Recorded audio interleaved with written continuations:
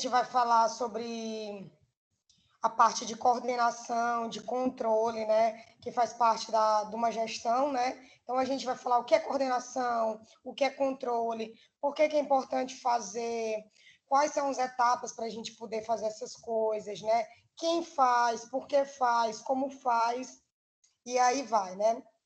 Já teve gente ontem me perguntando da prova, eu não disponibilizei a prova ainda, porque faltava essa aula, tá? Mas até hoje à tarde e noite, essa prova já vai estar disponível para vocês poderem fazer, tá?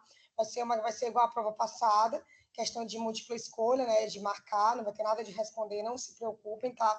Vai estar disponível no AVA de vocês até o final da semana para vocês poderem fazer essa prova, tá?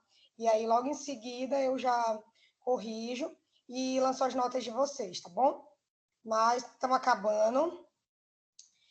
E vou projetar para vocês os slides.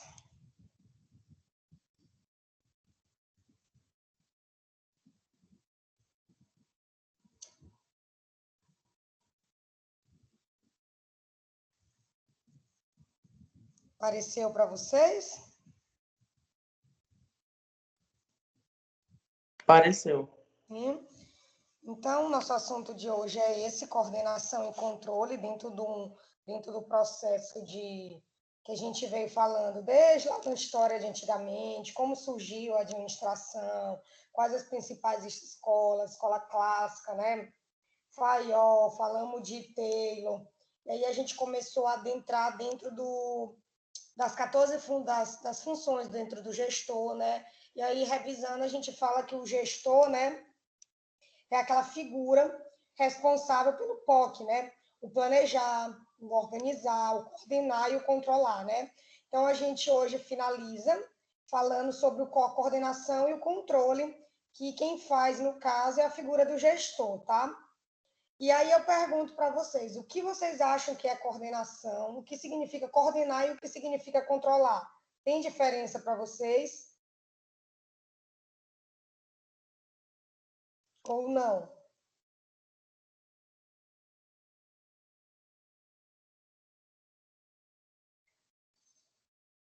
Coordenação, né, gente? Oi, alguém quer falar? Coordenação, né? Muitas pessoas associam como direção, né?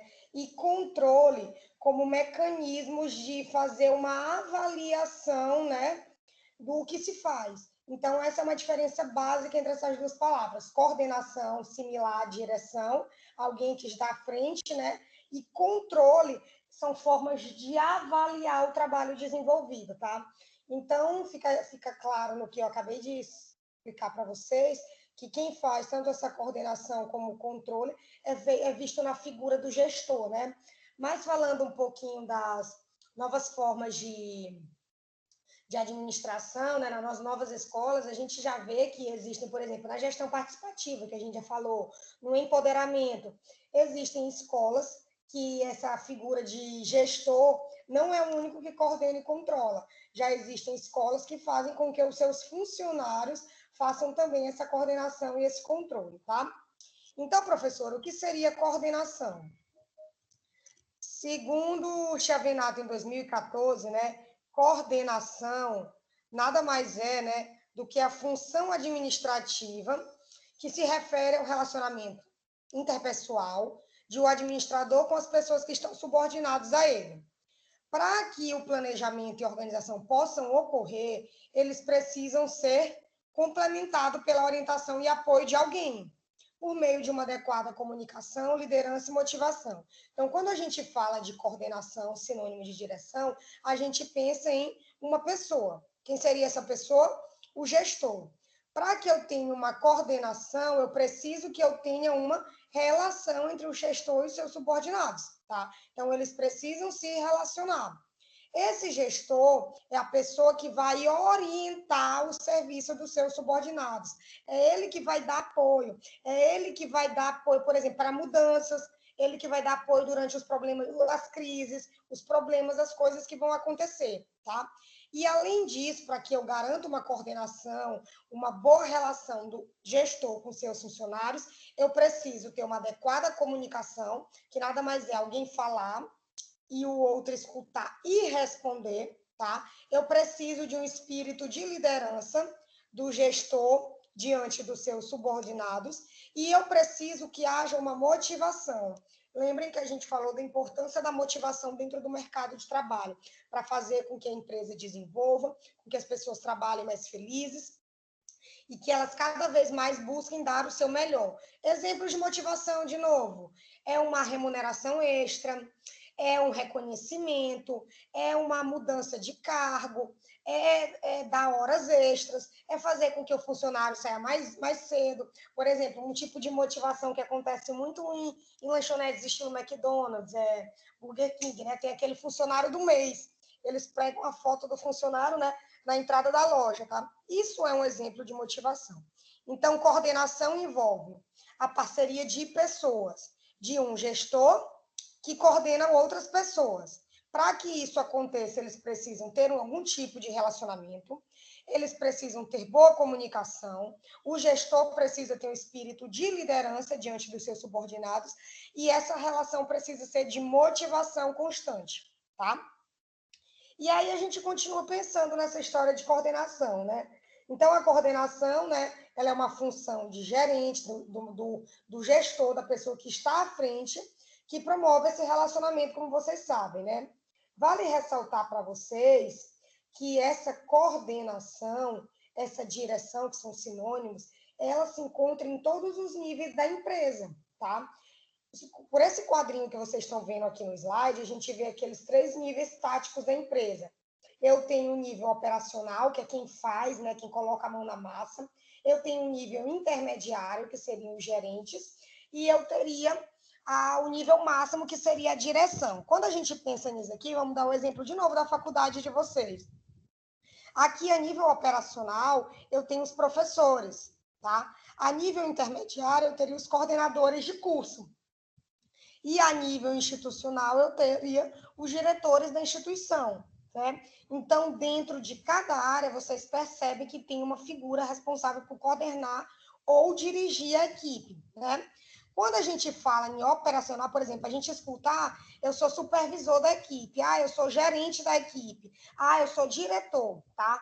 Todos desempenham a função de coordenar ou dirigir uma equipe. Só que a área em que eles atuam são posições diferentes dentro da minha empresa. Por exemplo, quando vocês ouvirem falar de supervisor, é aquele que está coordenando quem está fazendo as atividades. Por exemplo, existe nas escolas públicas o supervisor dos professores, tá? É ele o responsável por ir de sala em sala para ver se os professores estão cumprindo sua hora adequadamente, se eles estão saindo na hora adequada, se os alunos estão respeitando o professor, tá? Então, existe uma supervisão. É aquele que está na linha do operacional e que está ligado a quem faz a atividade acontecer, tá? A nível intermediário, a gente teria o gerente, numa escola seria o coordenador. Então, o coordenador é o elo entre o supervisor e a direção, tá? Seria o coordenador dentro de uma escola. E a nível institucional, no topo de pirâmide, eu teria o diretor do colégio, que é a figura que traça as metas, que dá a ordem, e por aí vai, tá? Então, eu tenho a coordenação em vários níveis dentro de uma instituição, tá? Às vezes a gente acha que o coordenador, o gestor, é só o diretor. Não, eu tenho direção e coordenação nos vários níveis da minha empresa, tá? Para ficar claro para vocês, tá? Então, direção está presente em todos os níveis organizacionais e recebe nome diferentes, que são supervisor, gerente e diretor, dependendo do espaço em que ele atua. Ficou claro isso?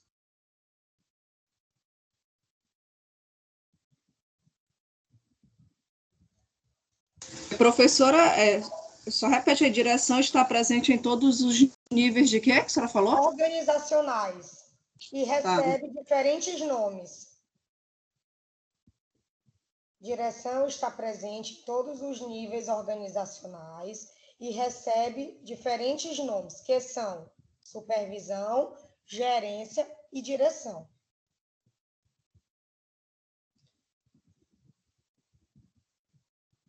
Então, né, vocês já sabem que eu tenho coordenação, eu tenho relacionamento, eu tenho comunicação, liderança, motivação nos vários níveis da minha empresa, né? Cada administrador, gente, cada gestor, cada diretor, ele vai possuir características próprias, né? De acordo com a sua relação com as pessoas, tá? Então, nem sempre a ação do gestor A vai condizer com a ação do gestor B, tá? Então, isso tem que ficar bem claro, porque isso não é uma regra. Isso vai ser de acordo com as relações interpessoais. E a gente sabe que existem relacionamentos entre direção e subordinados que são bons. Existem relacionamentos que, além de relacionamentos profissionais, as pessoas têm relacionamentos afetivos. Mas existe também o contrário, que o coordenador e o diretor não desempenham uma relação afetiva boa para com seus subordinados. E aí eles têm uma relação estritamente profissional, tá? Então, isso vai variar também. Teve uma teoria que a gente falou lá no começo, né? Teoria X e teoria Y, que as relações das pessoas, elas são baseadas em duas coisas, né? A primeira focada, né, no gestor e a segunda focada nas pessoas, tá? Então, existem gestores que podem ter uma boa relação com seus funcionários e existem gestores que podem não ter, tá? Então, é por isso, de novo, que não é um padrão a direção, a coordenação para todas as pessoas.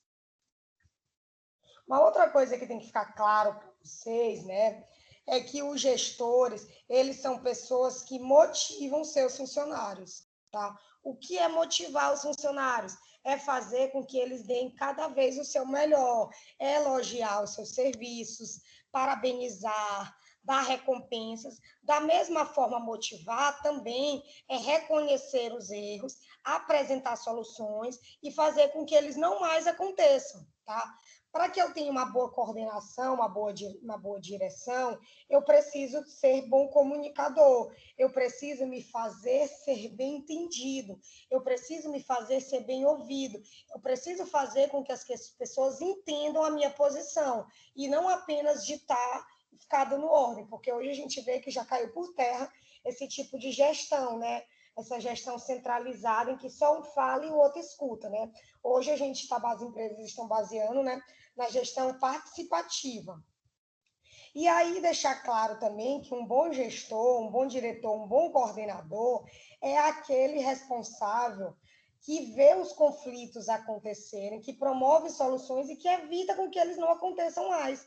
Da mesma forma, é aquela pessoa que é responsável por antecipar conflitos antes mesmo que eles aconteçam, tá? Então, todas essas funções são funções de quem está à frente, são funções de quem exerce cargos de liderança.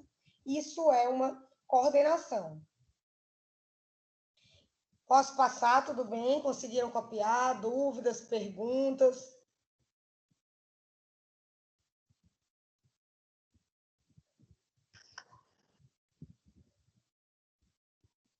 Existem, gente, ainda, a pergunta que eu vou falar para vocês no começo da aula, né?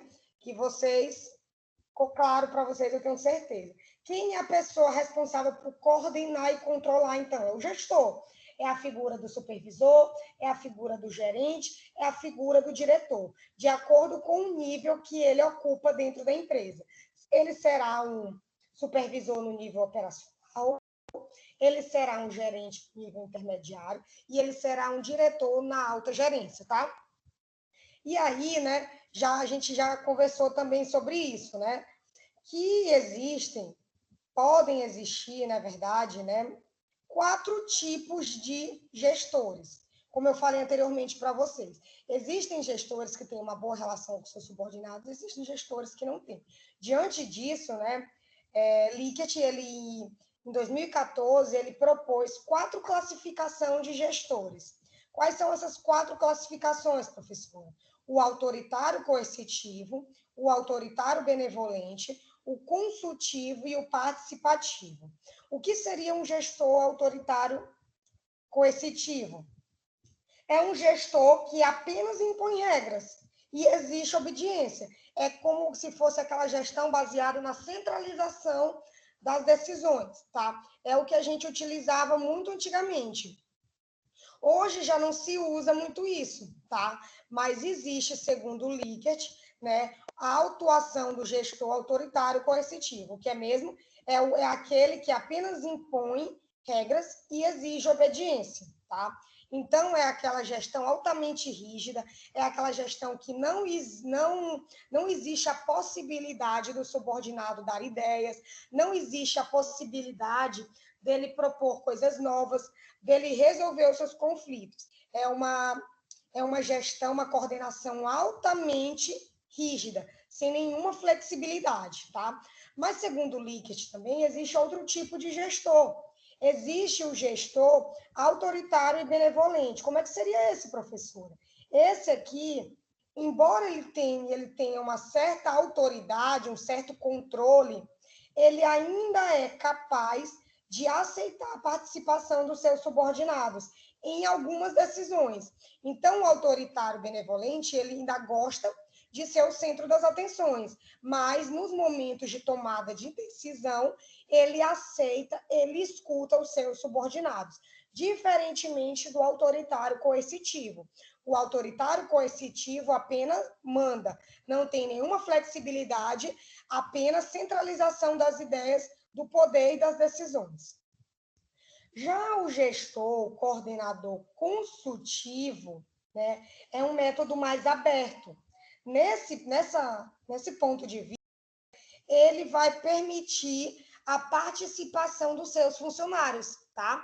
Ele vai permitir ideias, ele vai permitir participação durante os momentos de decisão. Ele sempre vai consultar os seus subordinados antes de tomar qualquer decisão, tá? Diferentemente do autoritário coercitivo, que só manda, do autoritário benevolente, que ainda centraliza, no consultivo, eu já passo a ter uma descentralização do poder.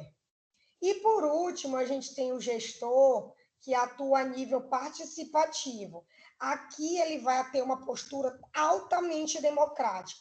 Aqui ele incentiva a participação dos seus subordinados em todos os momentos empresariais, seja ele nas metas, nos objetivos, na tomada de decisão, nos recursos e por aí vai, tá? Então, aqui eu tenho plena participação dos subordinados, tá? Eu tenho total descentralização de poder, tá? Eu exijo o controle dos resultados para poder ver que está dando certo. Então, aqui no participativo é tudo liberal. Mas para o gestor ter certeza que está dando certo, o que ele faz? Ele exige a apresentação de resultados, a apresentação de metas. Então, é assim, todo mundo tem poder de decidir de acordo com sua área, mas no final do mês, todo mundo se junta para mostrar o que é que conseguiu e o que não conseguiu. É assim que funciona uma gestão do tipo participativo. Tá? Então, o gestor, segundo o Likert de colaboradores em 2014, ele pode ter 4 tipos de atuação, de modalidades de atuação. Primeiro, autoritário, coercitivo, só manda, altamente centralizado as ideias, né? Rígido. Eu posso ter o autoritário benevolente, ele continua tendo poder centralizado, mas ele já escuta os seus funcionários, tá? Ele é parcialmente flexível. Eu tenho o consultivo, que é aquele que já há uma ruptura, já começam a ter descentralização do poder, os subordinados passam a ser consultados no momento de grandes decisões. E o participativo é 100% liberal e descentralizado. Todo mundo toma as ideias, todo mundo resolve metas, todo mundo resolve objetivos, todo mundo vê o que fazer. Ele tem altamente participação dos seus subordinados. Entretanto, ele tem uma forma de fiscalizar, tá? Através das reuniões de resultados, que pode ser quinzenalmente, mensalmente, e por aí vai, tá? Então, segundo o Likert, esses são os 4 tipos de gestores. E aí, diante, de novo, trabalhando mais um pouquinho, lembrando para vocês, o gestor está em todos os níveis da empresa. Ele é visto com a palavra de supervisor, gerente e diretor. A única coisa que vai mudar dessas 3 figuras é o tempo das atividades dele e o tipo de atuação. Lembrem bem, supervisor, ele vai estar como é que eu posso dizer para vocês, em contato direto com quem faz. Dentro da escola é o supervisor que fiscaliza a atividade dos professores. Eu já teria os coordenadores ou os gerentes, que são aqueles responsáveis tanto pelos professores quanto pelos alunos. E, por último, eu teria o diretor, que é responsável pela escola como um todo, mas também responsável pelas relações fora da escola, tá? Vamos continuar. Tudo bem?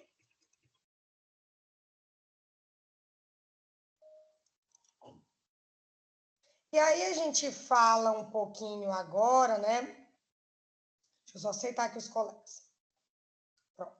A gente vai falar agora um pouquinho, né, sobre, segundo o Likert, esses 4 tipos de gestores, ele foi que abriu as portas para o que a gente chama de comportamento organizacional dentro de uma empresa, né? Quem vai se portar, como vai se portar, né? E aí surgiram, depois disso, vários estudos de como deve ser feito essa coordenação dentro de uma empresa, né? Vocês já sabem que quem coordena é a figura do gestor, do diretor, do supervisor, que pode ou não estar associado à participação dos seus subordinados, né? Então, é o gestor, a pessoa que administra, é a pessoa que promove a integração, é ele que articula os vários níveis dentro de uma empresa. É ele também que é capaz de fazer a leitura das variáveis humanas com as variáveis empresariais. Como assim, professora? O gestor, o diretor, o supervisor, o administrador, ele é aquela pessoa que faz o elo entre as vontades dos seus funcionários e as vontades da empresa. Então, ele precisa ser capaz de estar no meio termo para saber um exemplo. Por exemplo, eu tenho um funcionário que tem habilidade de desenvolver aplicativos, é muito bom com TI, tá? Então, eu posso captar aquele funcionário, ele está fazendo apenas uma função administrativa, eu posso identificar aquela função dele, falar com o meu superior e sugerir que ele seja trocado de função, porque ele tem habilidades muito maiores do que aquele cargo dele é capaz de oferecer para ele. Um outro exemplo, é o gestor, é o coordenador, é o diretor, a pessoa que consegue ver que seus funcionários, por exemplo, estão num dia ruim. Então, um bom gestor, um bom coordenador é aquele que seu funcionário chega e ele diz, égua, a Lana não está num dia bom hoje. Ela está triste, ela está cabisbaixa, ela falou pouco. Então, ele é aquele que é bom de identificar as atitudes dos seus funcionários, saber que ele não está num dia legal e ser capaz de defender, por exemplo, vai que nesse dia que eu não estou legal, eu trate alguém mal. E aí é nesse dia que o meu gestor ele vai saber que eu não estou com uma atitude condizente com o meu perfil profissional, tá? Um outro exemplo é o gestor, o coordenador, a pessoa que é capaz de motivar os seus funcionários. Muitas vezes, gente, o funcionário de uma empresa, ele nem tem relação direta com o diretor da empresa. Às vezes, ele nunca nem viu pessoalmente. Às vezes, ele não sabe nem o nome, tá? Então, é o coordenador, é o gestor direto, que é o responsável por motivar esse funcionário. Dizer para ele que ele pode melhorar, que não é porque ele errou que ele vai para a rua. Dizer para ele que se ele trabalhar melhor, ele vai dar um dia de folga, ele vai dar horas extras, ele vai dar uma bonificação no final do mês e por aí vai, tá? Então, quero deixar claro para vocês a importância dessa figura. Então, essa figura do gestor, do coordenador, do diretor, é a pessoa que faz o elo entre as vontades dos seus funcionários com as vontades da empresa, tá? Claro que eu dei exemplos para vocês aqui das variáveis humanas, das variáveis dos funcionários, né? Mas existem também as variáveis da empresa, que são aquela história de missão, visão, valores, objetivos, né? Então, por exemplo, se é missão da minha empresa promover sustentabilidade, eu não vou poder aceitar que dentro da minha empresa os funcionários façam uso discriminado de plástico, tá? Então, por exemplo, tem lá o bebedor e foi orientado que todos os funcionários tragam suas garrafas, os seus copos, para poder promover a sustentabilidade e diminuir o consumo de plástico, né? Que vocês sabem que a degradação é bem lenta. Então, dessa forma, esse gestor pode começar a mapear aqueles funcionários que toda vez que vão lá que beber água, utilizam um copo descartável e jogam fora. Isso é totalmente contra a missão da empresa. Então, dessa forma, se esse subordinado continuar com essa atividade após ele ser chamado a atenção, ele provavelmente não vai ficar na empresa, porque não tem como ele ir contra a missão da empresa, tá? Então, esse é um exemplo também vindo de trás para frente. Vale ressaltar para vocês que hoje, né, quando a gente pensa em gestão, a gente não quer mais aquela gestão centralizada, a gente não quer mais aquela gestão baseada em apenas um manda e o outro obedece. Hoje, a gestão moderna é baseada na gestão participativa, em que os liderados eles têm uma parcela de culpa com as coisas que acontecem na empresa. Como assim, professora? Na gestão participativa, o gestor ele dá liberdade para os seus funcionários para poder errar, para poder consertar, para poder ajudar no processo decisório, para poder fazer com que aquilo seja melhor, tá? Hoje se pensa em uma gestão altamente participativa e descentralizada, deixando claro que eu preciso sempre o gestor estar fazendo avaliações periódicas para ver se isso está dando certo ou não, tá? E aí vocês estão vendo aí nesse slide, né, que eu coloquei para vocês uma diferença entre equipe e grupos, ou grupo. Alguém sabe me fazer uma diferença entre o que é equipe e o que é grupo?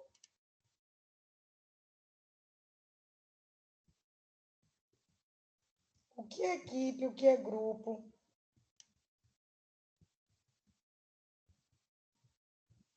Professora, Meu amor. bom dia. Bom dia, meu amor. Eu acredito que equipe é um grupo de pessoas, quer dizer, equipe seriam pessoas com um objetivo comum dentro de uma empresa, e grupo seriam pessoas que se reúnem aleatoriamente para uma certa atividade, um trabalho, que não tem um compromisso, digamos assim, com um objetivo, né? Direto, vamos dizer assim. Um grupo, por exemplo, vou dar um exemplo. Um grupo de pessoas que se reúnem para pedalar, para remar, para jogar um vôlei, seria um grupo. E uma equipe já é um time formado com um objetivo dentro de uma empresa, digamos assim.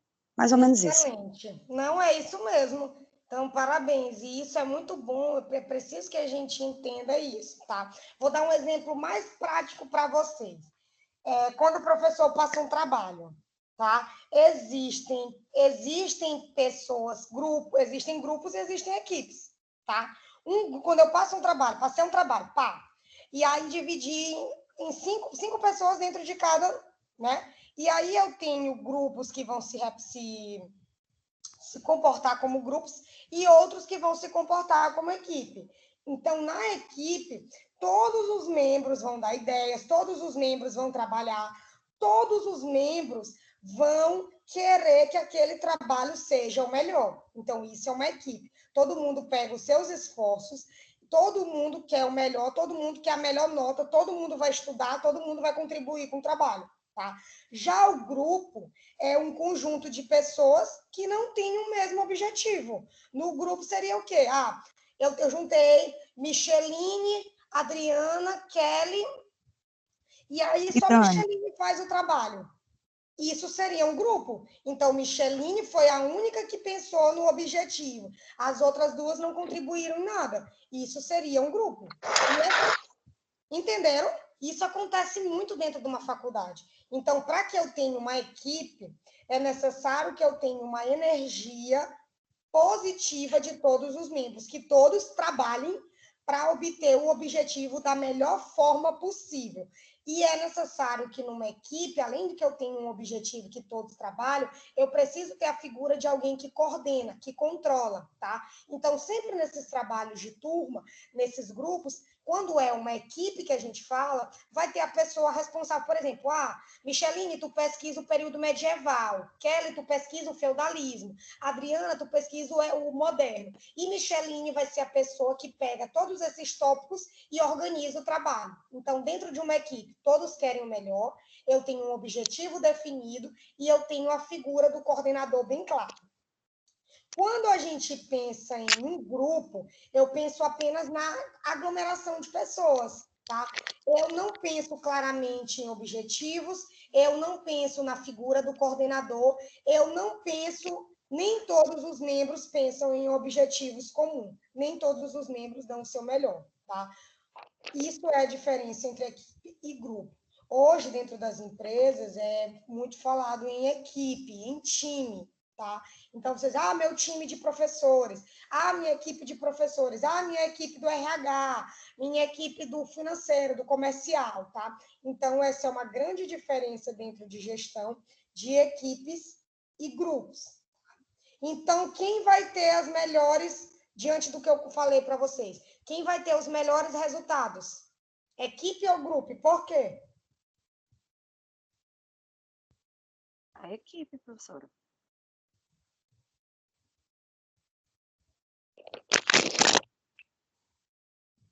Professora? Oi, estou ouvindo.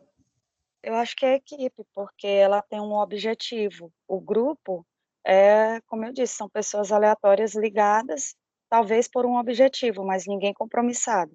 E a equipe, ela tem um objetivo e tem que atingir metas. Excelente, Micheline, é isso mesmo, tá? Então, sempre a equipe vai ser superior aos grupos, tá? E aí, tem aqui embaixo, por que é importante ter reuniões? O que vocês pensam? Eu acho que é Diante para de tudo que a traçar, gente falou. acho que é para traçar metas, alcançar objetivos, melhorar, ver quem está ruim, chamar não a atenção, mas incentivar, como a senhora disse, que dentro das equipes sempre tem um líder, né, que ele tem o objetivo de ver onde está errando, chamar a atenção, não com aquele intuito de querer ser melhor, mas de que a equipe se sobressaia. Eu acho que é isso. Isso mesmo. Então, as reuniões, elas são extremamente importantes, tá? Elas são vistas como um recurso de comunicação organizacional. Lembra que eu falei para vocês que o ideal hoje é a gestão participativa, que todos trabalhem, que todos tenham opção de participar das atividades, das decisões e por aí vai. Mas eu preciso ter reuniões com um certo intervalo de tempo, que isso é o gestor que determina, né, o coordenador, para poder apresentar e comunicar o que eu estou fazendo. Tá? Então, as reuniões são importantes porque elas são um meio de comunicação entre os coordenadores e os seus liderados, os seus subordinados. É nessas reuniões que se vai discutir, o que foi feito, como foi feito, que se vai traçar soluções, que vai mostrar os problemas que podem vir a acontecer e evitar que eles aconteçam, tá? Então, na verdade, as reuniões, elas são um intercâmbio de ideias. É o momento de comunicação, é o elo entre os coordenadores, os diretores e os seus subordinados, tá? Então, nela, durante uma reunião é feita consulta, são tomadas decisões, problemas são solucionados, novas ideias são colocadas em pauta, e por aí vai, tá? E cabe chamar atenção para vocês da importância do gestor em saber ouvir e saber negociar, tá? Porque não adianta o liderado chegar lá e dar uma ideia e o gestor não aceitar. Então, um bom coordenador, um bom gestor, um bom líder, ele sabe ouvir, ele sabe colocar na balança e fazer acontecer de forma que todos se sintam participantes daquele momento de decisão. Vamos seguir. E aí vem essa pergunta: como que o coordenador consegue fazer com que os seus liderados, os seus funcionários, se envolvam no processo do trabalho em equipe? Como é que vocês acham? Como que o coordenador, o gestor, é capaz de envolver o seu time? Professora, lá vai eu de novo falar, ninguém fala? Pode falar, meu amor, fica à vontade. Professora, eu acho assim, se tem, sei lá, dividir as tarefas e delegar objetivos, delegar missões para cada integrante da sua equipe, para se ter um resultado geral. Eu acredito que assim ele consegue envolver as pessoas pela aptidão de cada um, ver o que cada um é melhor em determinadas tarefas e delegar para aquelas pessoas os objetivos, as finalidades. Então, de acordo com a habilidade das pessoas, é um tipo. Sim, pode ser, né? Talvez a pessoa que tem uma relação melhor, fazer ligações, por exemplo, telemarketing. Nem todo mundo consegue ter uma comunicação legal. Aí ele já vê que uma pessoa tem um certo desenvolvimento e pode pedir para que essa pessoa faça essa tarefa. Certo, tá certo. Então, de acordo com as habilidades da pessoa. Então, ele reconhece as habilidades. Existem várias teorias, isso aqui são só duas que eu vou apresentar para vocês. Existem várias teorias capazes de promover o envolvimento, né, desses seus funcionários, tá? A primeira que eu vou apresentar para vocês é a de Chiavenato em 2014, né? Segundo ele, quatro tipos de ações são necessárias para envolver os seus liderados. Primeira, participação representativa. O que é isso? Segundo ele, você pode pegar grupos menores, por exemplo, pega dentro do... Eu tenho o setor financeiro, setor administrativo, setor contábil. Dentro de cada setor, eu pego uma pessoa e aí essa pessoa vai representar o seu setor diante da direção da faculdade. Um exemplo clássico para vocês é os líderes de turma. Então, eu tenho turma com 50 alunos, turma com 100, uma pessoa escolhida pela turma para poder ir no coordenador e nos professores, fazer o elo para poder representar a sua turma, tá? Então, a primeira forma de envolver, segundo Chiavenato, os seus liderados, os seus subordinados, é através da participação representativa. Uma pessoa, ou com pequena quantidade de pessoas, né, na verdade, é escolhido para representar um grupo. Uma outra forma de envolver, de ter um bom envolvimento dos subordinados com os seus diretores, coordenadores e líderes, é através de uma força-tarefa. Como é que seria isso? Eu formaria grupos de acordo com a necessidade. Por exemplo, eu estou precisando entregar um aplicativo em 20 dias. Eu vou pegar, como Micheline disse, todos os meus funcionários que têm aptidão em tecnologia, vou juntar eles durante esses 20 dias para que eles consigam entregar para a empresa a meta, que é o quê? Em 20 dias o aplicativo. Então, é uma formação temporária, caracterizada por pegar as habilidades das pessoas para uma demanda específica e uma demanda que vai acabar quando eu entregar esse produto, tá? Então, ela é feita, essa força-tarefa, para atividades de emergência, para coisas que precisam ser entregues tão rápidos, para coisas que necessitam urgência, tá? E eu preciso da ação de todo mundo. Isso seria um exemplo de como envolver os meus funcionários e fazer com que eles fiquem motivados, porque eles acham que eles estão sendo ouvidos. Espera aí que tem alguém com o microfone ligado. Então, bora voltar aqui. Um outro tipo de envolver os meus funcionários é através de círculos de qualidade. Como seria isso, professora? Nada mais isso é do que reunir uma equipe periodicamente para discutir melhorias, tá? Para fazer com que aquele trabalho, aquelas ações, aqueles produtos, os serviços entregues pela empresa sejam melhores. Então, essa teoria foi desenvolvida no Japão, né? E periodicamente os grupos se reúnem para poder escutar o que é que os funcionários acham da qualidade do serviço, do produto que eles estão entregando. Então, periodicamente, esse grupo de qualidade se reúne para discutir o que é que eles acham do produto entregue à sociedade. E, por último, eu tenho o programa de aquisição de ações. Como assim, professora? Nesse tipo, né, as equipes desenvolvidas pela empresa, né, vão possibilitar que os funcionários eles possam comprar ações da empresa ou adquirir ações da empresa através de metas, tá? Então, é uma outra forma de envolver os funcionários. Isso mais é visto em grandes empresas, tá? Quando uma empresa ela não tem só um dono, ela tem vários donos, né?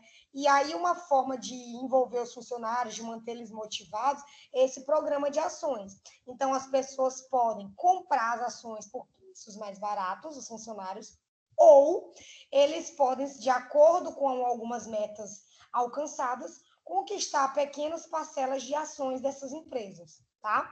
Então, essas, segundo o Chavinato em 2014, são formas de fazer com que o funcionário esteja envolvido no processo de coordenação e controle da empresa, tá? Mas existem outras ideias. Segundo o Baldi em colaboradores, né, em 2008, para que eu envolva o meu funcionário, eu preciso de alguns pontos. Eu preciso, primeira coisa, que a minha equipe seja pequena. Segundo ele, não é possível envolver funcionários quando as equipes são muito grandes. Por quê?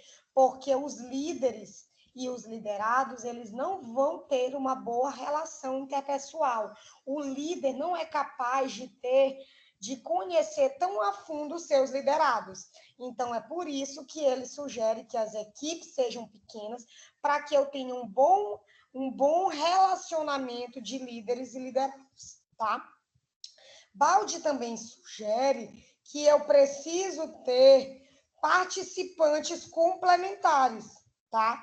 Eu preciso ter pessoas que vão ser capazes de dar ideias, tá? Então, além do líder e dos liderados, vão existir outras pessoas que vão vir dar pitaco durante os momentos de decisões, tá? Esses seriam os participantes complementares. Baldwin fala ainda, né, que para que eu tenha uma equipe de alto desempenho, que eu consiga envolver as pessoas, eu preciso ter normas e abordagens produtivas. Eu preciso ter normas, eu preciso ter metas claras. Eu preciso fazer com que os meus liderados, eles entendam o que eu estou pedindo, por que eu estou pedindo, por que eu estou pedindo durante esse período, por que é um período tão curto. Então, é preciso estar claro tudo que é pedido aos seus liderados. E, por último, ele deixa claro que para que eu tenha envolvimento entre a minha liderança e os seus liderados, eu preciso ter uma responsabilidade mútua na empresa. Eu preciso fazer com que os meus funcionários entendam que eles são importantes dentro da empresa. Eu preciso chamar eles para a responsabilidade, fazer com que eles entendam o que eu estou falando, fazer com que eles se sintam responsáveis pela atividade que eles estão se desempenhando, fazer com que eles se tornem responsáveis pela meta que a gente está buscando. E aí, falando mais uma vez da importância da motivação, para que tudo isso aconteça, para que todas as pessoas se sintam responsáveis pelas atividades da empresa, eu preciso ter motivação. Nunca esqueçam dessa palavra, para fazer com que a pessoa dê sempre o seu melhor. Tudo bem, meus amores? Posso passar? Tranquilo? Dúvidas? Tá tranquilo, professora. Tudo bem? Então, vamos seguir. Falamos de coordenação, né? Falamos que a coordenação é baseada numa relação interpessoal de pessoas, de líderes e liderados. Falamos que essa coordenação, para existir, ela precisa ter objetivos claros, ela precisa ter uma boa comunicação, né?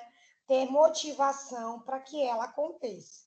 E falamos que a coordenação, ela é vista pela figura do gestor, do supervisor, do diretor, do coordenador, os diversos níveis dentro de uma empresa, né?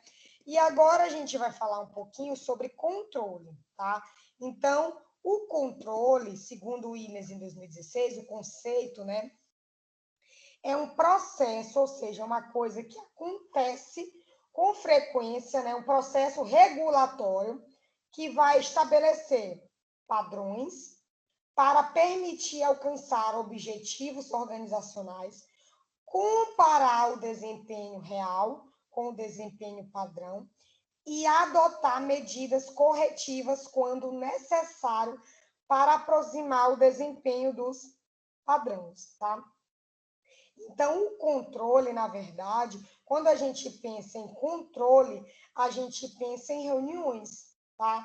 Porque são processos, são ações que acontecem de tempos em tempos, em que os líderes se sentam com os seus liderados para poder ver o que foi feito, como foi feito, quando foi feito, por que foi feito. E é nesse momento que eles vão o quê? Eles vão verificar se foi feito da forma correta, eles vão verificar os problemas, eles vão fazer com que esses problemas nas próximas ações sejam evitados, tá? Eles vão instalar medidas corretivas, tá? Então, o gestor também atua no processo de controle. É o gestor, com seus subordinados, que vão evitar e prevenir riscos que possam vir a acontecer, tá? Então, padrões devem ser estabelecidos para evitar que eu tenha bagunça, tá? Então, tudo isso é o que a gente chama de controle. Então, o controle, ele é feito sempre durante as reuniões, tá? Eu vou ter reuniões de equipes, eu vou ter reunião para poder traçar metas, eu vou ter reunião para poder avaliar se foi feito como eu queria, se não foi feito como eu queria, como foi feito, avaliar como é melhor, avaliar em quanto tempo eu cheguei nas minhas metas, avaliar se eu posso reduzir esse tempo e evitar os erros que aconteceram, tá? Então, isso é um controle. E aí eu pergunto para vocês, quais seriam as etapas para um bom controle? O que vocês acham que deve ser feito para que o gestor tenha um controle adequado dentro da sua empresa? E aí? Quais seriam as etapas básicas? O que vocês acham? É só fazer a reunião, sempre para garantir que vai estar tudo certo na minha empresa? O que eu preciso deixar claro para meus funcionários? E aí? Bom dia, professora.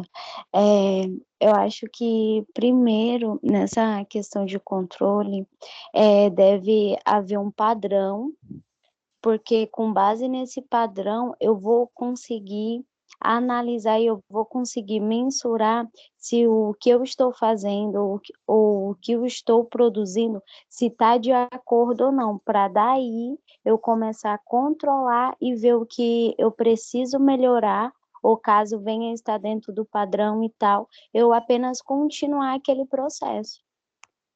Excelente, Maria, excelente. É isso mesmo, é um tipo de etapa de controle.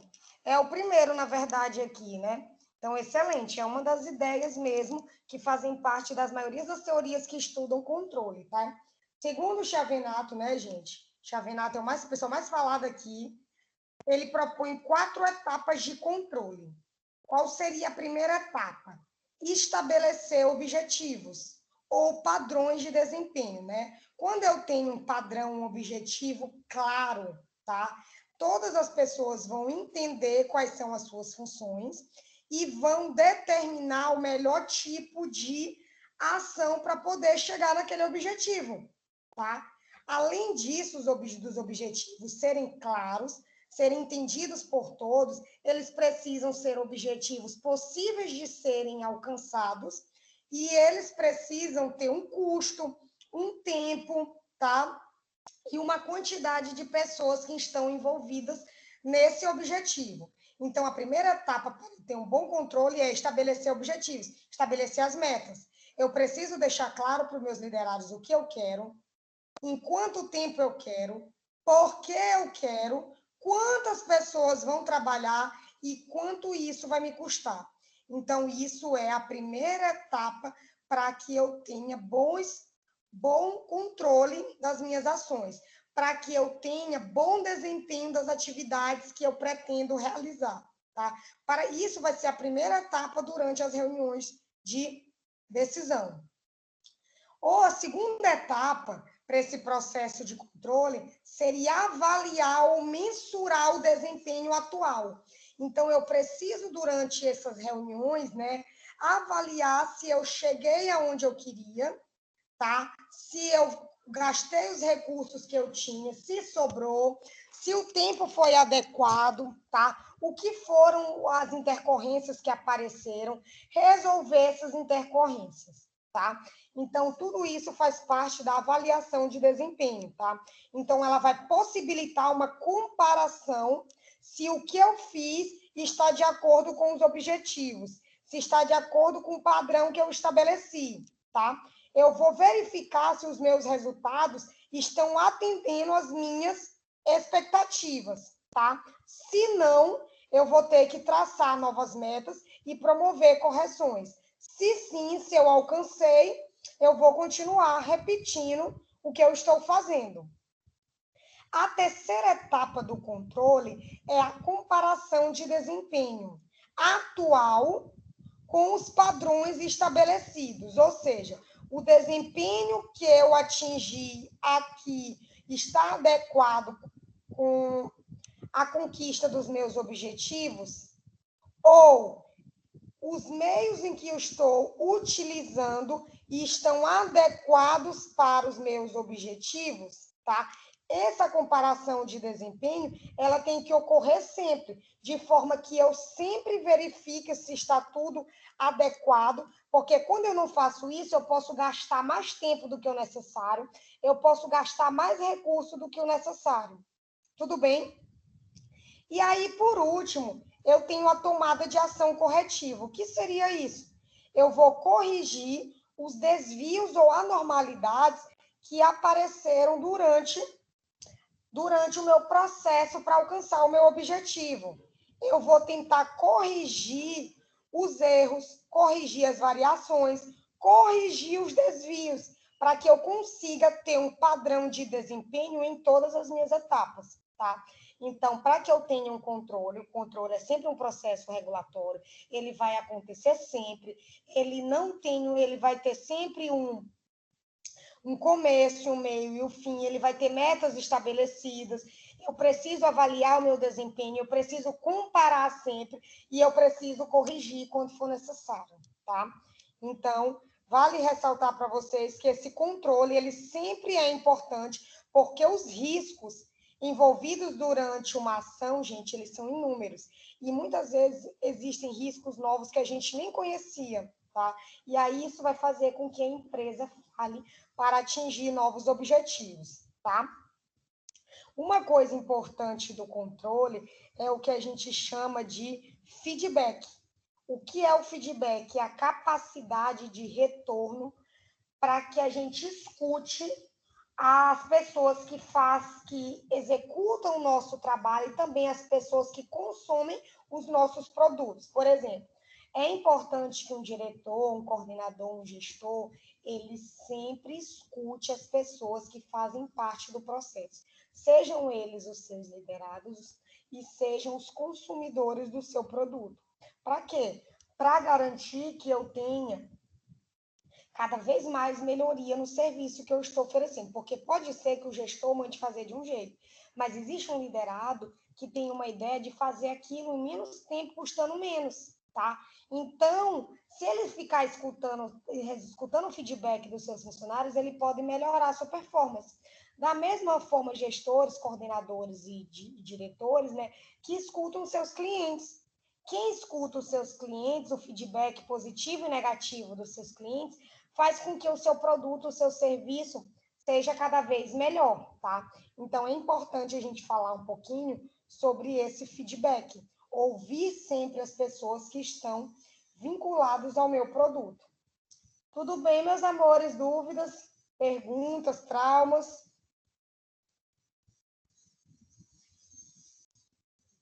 Tudo certo? Tudo certo. Tudo certo?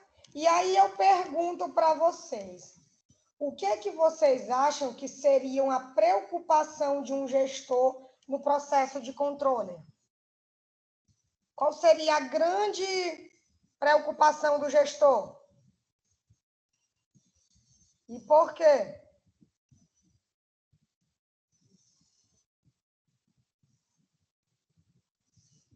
E aí, o que é que vocês acham que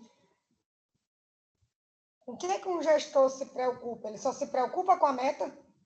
Bater a meta? Ou não?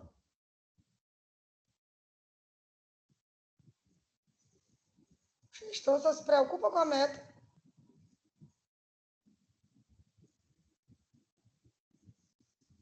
Não, né, gente? O gestor, ele se preocupa com outras coisas. Então, por que ele precisa controlar a atividade dos seus subordinados?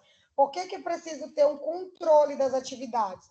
Porque a primeira coisa, eu preciso padronizar o desempenho. Então, o gestor, ele não só se preocupa em entregar metas, ele precisa padronizar o desempenho. Ele precisa fazer com que os seus liderados tenham um comportamento constante, tenham atitudes constantes, tenham posturas de trabalho constante. Isso faz com que ele sempre entregue trabalhos com a mesma qualidade.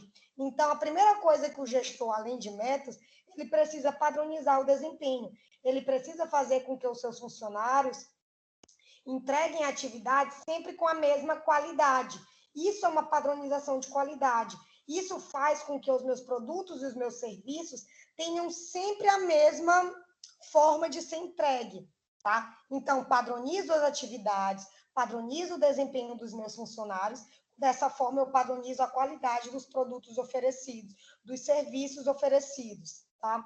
Um gestor também, gente, se preocupa com os bens organizacionais.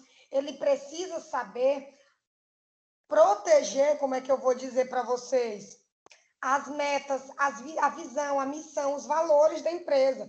Ele é a pessoa que faz o elo da alta gerência com a gerência tática ou a gerência operacional, tá? Então, é ele que precisa fazer, lembrem daquele gráfico que eu mostrei no começo da aula, o elo entre o que a empresa quer e as ações individuais de cada funcionário.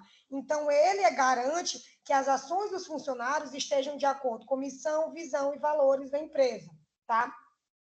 É esse coordenador, é esse gestor que é a pessoa que limita a autoridade. Ele não pode também avacalhar, a gente falou da importância da gestão participativa, mas ele também não pode avacalhar e deixar que cada um faça como quer. Ele precisa deixar que os outros participem do processo decisório, mas ele precisa impor limites, porque senão vai virar a casa da mãe Joana, cada um vai fazer como quer, tá? O gestor, o coordenador, ele também é a pessoa que faz avaliações periódicas e dirige o desempenho dos seus funcionários, tá? É ele que comanda as reuniões de avaliação, é ele que faz a avaliação individual dos seus funcionários, para poder saber se eles estão de acordo com o que a empresa pretende ou não.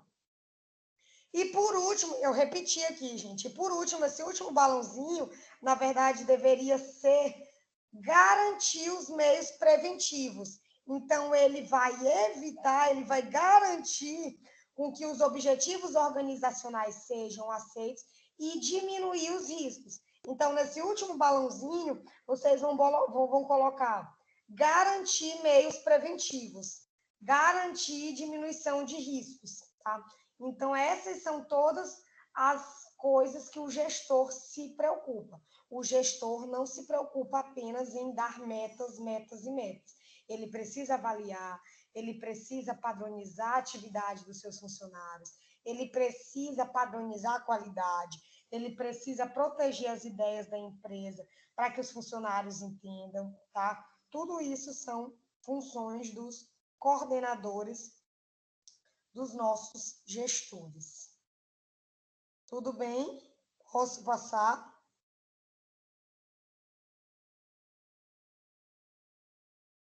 Tudo tranquilo com vocês? Sim, Cadê vocês? Tá, professora. Tudo bem? Eu vou pedir para vocês 10 minutinhos, essa aula aqui é curta, tá? Vou pedir só 10 minutinhos porque eu preciso ir ao banheiro e beber água, tá? Então, 10 minutinhos para vocês, são 9h15. 9h25 a gente volta, essa aula é curta, eu vou terminar ela um pouquinho mais cedo, tá? Então, 9h25 a gente volta, tá bom? Tá bom, professora, tudo bem. Tudo bem.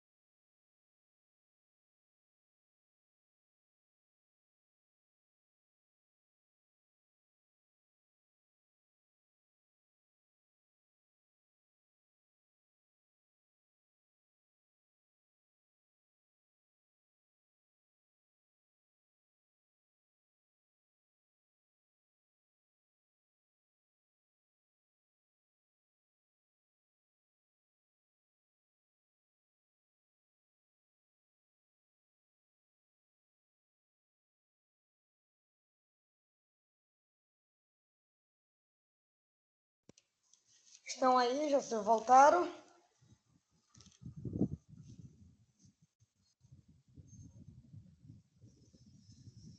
Vou continuar, tudo bem? E aí eu pergunto para vocês, falamos da figura do coordenador, falamos da importância de coordenar, de controlar, de fazer reuniões periódicas, né? E aí eu pergunto para vocês, como, né, se acontecerem os conflitos, como que eu vou reger esses conflitos? Por que que esses conflitos são importantes? Ou ter conflitos é ruim? O que que vocês acham?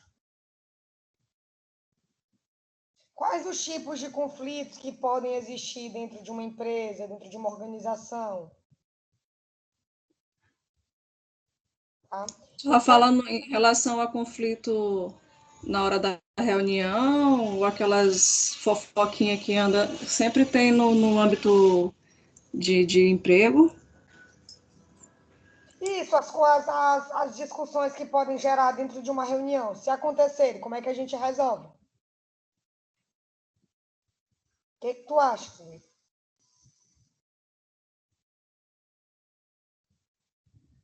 O que tu acha sobre isso? Da minha opinião, professora, quando tem esses tipos de divergência, né, entre aquela equipe, eu acho que o diálogo sempre vai prevalecer, né, em qualquer situação, e dependendo do grau do conflito, creio que deve ter algum tipo de punição. Certo, beleza. Isso daí é uma das formas, sim, de regir o conflito, tá? Mas existem outros. Antes da gente falar exatamente, né, eu vou dar um conceito para vocês de dois tipos de conflito. Existem quem considere conflito tipo A e conflito tipo B, né? Esses conflitos acontecem, né, gente, normalmente dentro de uma organização, em reuniões periódicas, porque nem todo mundo concorda com o que está realizando, né? Na verdade, o conflito tipo A, né, é o conflito ligado às questões afetivas. Como é que isso acontece? É um conflito em que as reações emocionais dos participantes entram em desacordo. Então, não é um problema dentro da empresa, não é um problema porque as ideias divergem. O problema é porque a reação afetiva interpessoal deles não é compatível. Por exemplo, eu não gosto de Lilian, e aí ela vem dar uma ideia. Eu não gosto da ideia dela, eu vou dizer que a ideia dela não presta, simplesmente porque eu não gosto dela. Eu vou tirar o mérito da ideia dela, apesar da ideia ser boa. Então, isso é o que a gente chama de conflito tipo A, tá? É um conflito baseado em questões afetivas, tá? Relacionado a aspectos emocionais em que as pessoas discordam, tá? No Não tem caso, nada pode-se a ver com dizer a ideia. pessoal, professora. Oi? No caso, pode-se dizer pessoal. Isso, um conflito pessoal entre eu e você, isso mesmo. Isso seria o conflito tipo A. E o conflito tipo C, gente, que não é B, eu não sei o que eu botei B, porque eu achava que era B e C. O conflito tipo C já é um conflito cognitivo. É um conflito que está relacionado à diferença de opinião e não um conflito pessoal. Então, aqui eu tenho um problema porque eu não concordo com a ideia que a Lilian deu, tá? É uma diferença de opinião na ideia com que ela deu, com que eu acredito, tá? Então, conflito tipo A, conflito do tipo pessoal. Não me dou bem com Lilian e não vou concordar com nada do que ela diz. Conflito tipo C, é um conflito de discordar das ideias da pessoa, não do pessoal dela. É um conflito de não concordar com o que ela defende, tá? E eu não concordar com as ideias dela pode acontecer porque eu já tive experiências anteriores que me fizeram mostrar que isso não dá certo, ou isso não concordo, eu não concordo porque vai contra a minha ideologia, tá? Então, isso são exemplos de conflitos do tipo C. E aí eu pergunto para vocês, como eu vou resolver esses conflitos? Existem várias formas, né, que se propõem para resolver conflitos, né? Uma das formas de resolver conflitos é essa daí que está nesse esquemazinho azul para vocês, tá? Então, uma das ferramentas para resolver os conflitos que possam vir a surgir É a primeira coisa, gerou conflito, tá? Se esse conflito, estou falando de conflito do tipo C, porque o conflito do tipo A, ele é um conflito mais difícil de ser banido. Por quê? Porque precisa de um amadurecimento pessoal das pessoas. Porque esse tipo de conflito acontece porque as pessoas não se dão bem. E não porque as ideias não são boas, tá? Então, esse outro tipo de conflito, ele é um conflito mais difícil de ser resolvido. Alguém precisa abrir mão e entender que aquilo ali é uma relação empresarial e não porque eu não gosto de A ou B, tá? A pessoa precisa ser madura o suficiente para entender que ali a nossa meta é comum. E eu não preciso gostar de Lília para poder concordar com a ideia dela, porque o objetivo ali não é um objetivo pessoal, é um objetivo da empresa. Já quando eu tenho conflito do tipo C, tá? O Williams, ele defende essa ideia, que a primeira coisa para eu resolver o conflito é gerar uma solução. Então, chegou o problema, eu preciso propor uma coisa para resolver aquele problema. Então, por exemplo, preciso entregar um aplicativo em 20 dias, só que eu não tenho dinheiro para isso. De onde eu vou tirar esse dinheiro? Eu vou pegar um empréstimo, eu vou falar com os acionistas, cada um vai diminuir os custos que estava planejado, tá? Então, eu preciso gerar uma solução. Gerando essa solução, eu vou nomear uma pessoa que vai o quê? Ser a pessoa responsável por questionar essa solução, por defender essa solução. Então, tive um problema, apresentei uma solução. Eu vou escolher uma pessoa para defender essa solução que eu estou propondo. Então, essa pessoa vai procurar novas formas de reduzir o custo para mim poder lançar meu aplicativo em 20 dias, tá? Essa pessoa escolhida, ela vai apresentar essa solução para toda a empresa. Então, eu gerei uma solução, eu preciso apresentar um aplicativo em 20 dias, eu não tenho dinheiro. Elegi Lilian da minha equipe para poder ir lá na reunião e defender as minhas ideias. Quais são as minhas ideias? Tirar o empréstimo, pedir ajuda para os acionistas ou fazer com que os funcionários diminuam os custos passo a passo do aplicativo. Lilian foi escolhida, ela vai lá na reunião. E aí ela vai na reunião apresentar essas soluções dela. Apresentando essas soluções dela, ela vai colher o que cada um disse. Ela vai escutar a opinião lá do conselho decisório e aí ela vai decidir qual é a melhor ideia. E aí ela volta lá para os seus funcionários para poder decidirem qual é a melhor. Se é pedir empréstimo, se é pedir ajuda para os acionistas ou se é cada funcionário diminuir os custos no passo a passo da criação do aplicativo, tá? Isso é uma ideia de Williams em 2016, né, para poder resolver esses conflitos. Então, resolver um conflito, eu preciso gerar a solução, eu preciso escolher uma pessoa para defender essa solução, essa pessoa vai apresentar essas soluções, vai escutar as críticas, vai colher novas informações e vai decidir, tá? Então, essa é uma das formas de resolver conflitos dentro de uma empresa. Uma outra forma de resolver conflitos é uma tecnologia, uma ferramenta chamada brainstorming, tá? O que é isso, tá? É uma tecnologia, tá, que vai gerar, na verdade, diversas opiniões. Então, todos os funcionários podem dar a sua opinião para aquele conflito. Cada um dá a opinião que acha que pode melhorar aquele conflito, tá? Eles vão dar suas opiniões e ninguém vai criticar, tá? Todas as opiniões vão ser ouvidas, todas as opiniões vão ser tentadas colocar em prática. Isso é o brainstorm. Todas as pessoas envolvidas no conflito, elas apontam soluções. Não apenas uma pessoa aponta soluções, tá? Só que aí a gente tem um problema.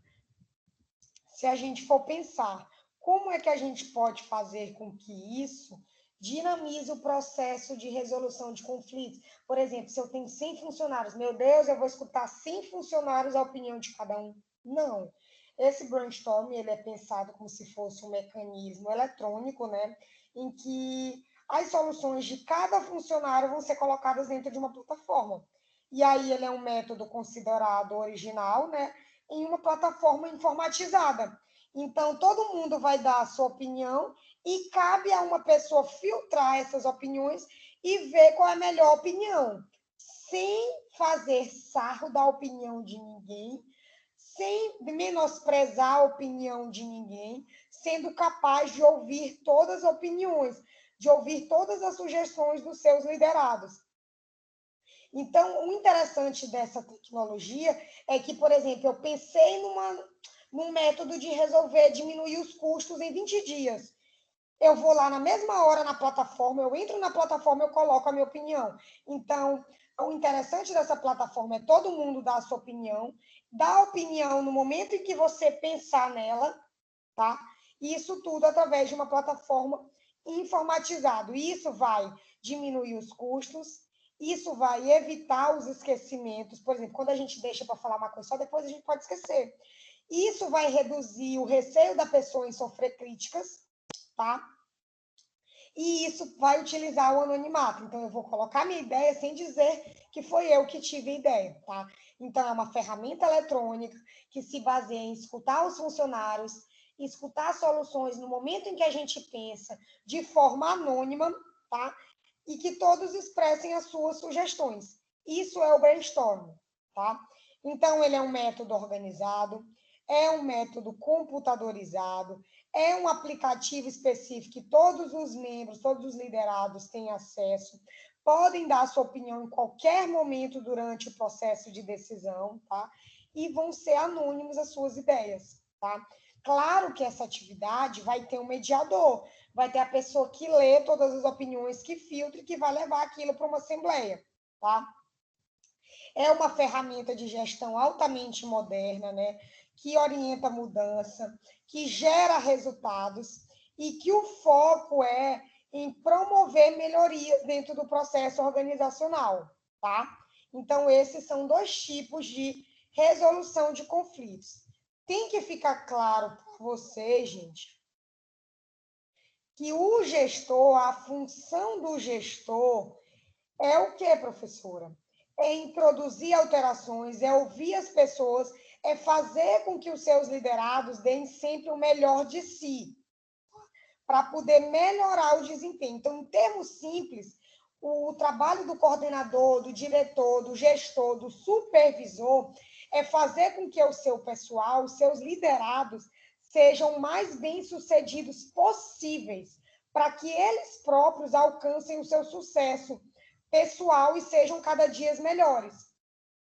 Então, a figura do gestor é fazer com que esses liderados deem cada dia mais o melhor de si.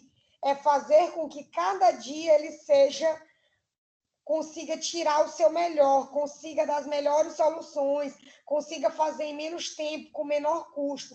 A função do gestor é ter uma boa relação com o seu pessoal, ver quais são as habilidades daquele pessoal, ver qual é o valor daquele, ver quais são as competências que ele tem e fazer com que ele dê cada dia mais o melhor de si. Isso aliado a uma boa comunicação, aliado a uma boa relação, aliado à motivação, gente. Lembrem naquele lá no começo da aula, eu falei para vocês que o gestor, ele é a figura, ele é o elo que faz a administração adequada entre os liderados e entre a direção da empresa. É a pessoa responsável por cativar os seus funcionários, por tirar o melhor dos seus funcionários, por reconhecer os seus funcionários, mas fazer com que as atividades desempenhadas pelos seus funcionários estejam de acordo com missão, visão, valores, objetivos da empresa. E para que isso aconteça, eu sempre preciso avaliar o desempenho dos meus liderados. Isso é feito através das reuniões periódicas que eu falei com vocês. Essas reuniões elas vão ter o tempo de acordo com a necessidade da empresa, tá? E com isso, a gente vai evoluindo, melhorando cada vez mais, tá? Lembrando mais uma vez para vocês que hoje os modelos de gestão que a gente mais busca são os modelos participativos, tá? Em que todos dão ideias, em que o gestor ele não tem mais aquela figura de centralização e sim de descentralização, tá? Que ele é capaz de ouvir os seus liderados, de filtrar as melhores soluções e cada dia mais fazer crescer dentro da empresa, tá? Então, deixando claro para vocês o que é controle, tá? O que é coordenação, para ficar claro para vocês. E aí, a última coisa que eu tenho para falar para vocês, gente, hoje meus slides estão cheios de erro. Não é BSB, é BSC, tá? É BSC. Não sei de onde eu tirei BSB, eu acho que eu quero viajar para Brasília, e aí eu botei BSB, né? Que é a sigla quando a gente vai procurar para comprar uma passagem, tá? Então, BSC é uma sigla do inglês que diz Balance Scorecard, tá? Ele está relacionado a uma ferramenta de gestão que traduz as estratégias organizacionais para indicadores de desempenho, que são capazes de mensurar a dimensão não financeira e proporcionar uma dimensão inovadora, tá? Então, o BSC é uma tecnologia, né, que leva em consideração a dimensão financeira para proporcionar uma gestão inovadora. Como que se faz, professora, esse BSC? Por que se faz esse BSC?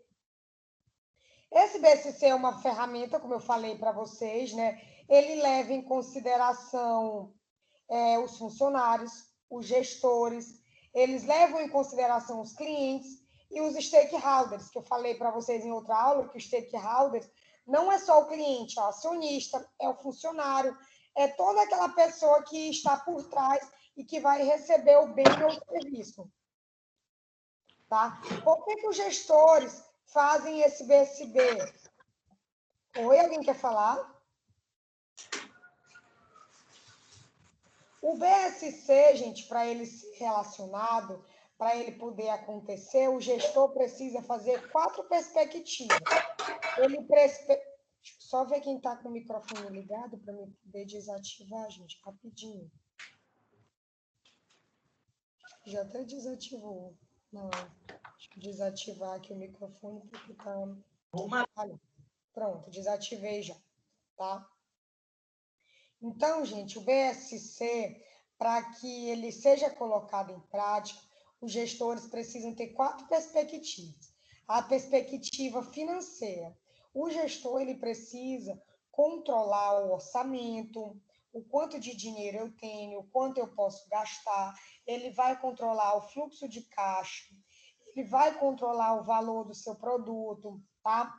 Ele vai representar o custo que eu posso investir, quanto eu tenho, quanto eu posso gastar, para que eu não tenha um déficit dentro da minha empresa, tá? O BSC, para ele acontecer, o gestor precisa também estar a par dos clientes ou do consumidor. Ele precisa saber o que o cliente quer, qual a satisfação do cliente de acordo com o seu negócio, quanto de porcentagem de perda de cliente eu tive, por que isso aconteceu, como eu posso fazer esses clientes voltarem de novo para o meu negócio, tá? Quais as medidas corretivas a empresa precisa tomar para poder trazer os meus clientes de volta, como eu posso conquistar os meus clientes, tá? Isso é uma das formas de fazer o BSC. Uma outra forma de fazer o BSC, de fazer a perspectiva dar certo, é avaliar a perspectiva interna. O que é isso? É ver minha qualidade do meu produto, é ver se os processos estão adequados, se o tempo de produção está adequado, se as decisões foram tomadas de forma adequada, tá? Isso faz uma excelência da empresa. Isso faz com que as empresas sejam vistas externamente de forma mais bem vistas, com maior qualidade de produto, que as pessoas confiem no que aquela empresa oferece, que o produto que a empresa oferece é de boa qualidade. E, por último, gente, a gente tem inovação e aprendizado, que nada mais é do que a capacidade organizacional de inovar e aprender. Então, se tiveram problemas durante o processo de formação do meu produto, eu identifiquei esses problemas, eu vou aprender com esses problemas, eu vou evitar que esses problemas aconteçam novamente. E vou produzir inovações para criar melhorias para evitar que isso aconteça, tá? Isso é a BSC. Então, as empresas, elas buscam cada vez mais melhorar os seus desempenhos para atrair investidores e para atrair clientes. Dessa forma, o gestor tem que ficar atento para que as pessoas é o principal recurso organizacional dentro da empresa. Então, as pessoas devem ser vistas como o principal objetivo da minha empresa. Quem são essas pessoas? Tanto os meus funcionários, quanto os meus clientes, os meus acionistas, quanto as pessoas que trabalham para produzir aquele serviço, tá? Nunca esquecendo a importância do feedback. O feedback, tanto quanto quem consome, os meus clientes, quanto quem faz o meu produto, tá? Isso é chamado feedback em 360, tá? Que é o quê? Nada mais do que ouvir todo mundo que está vinculado àquele programa, àquele projeto. De novo, não é BSB, é BSC. Dúvidas, gente? Perguntas?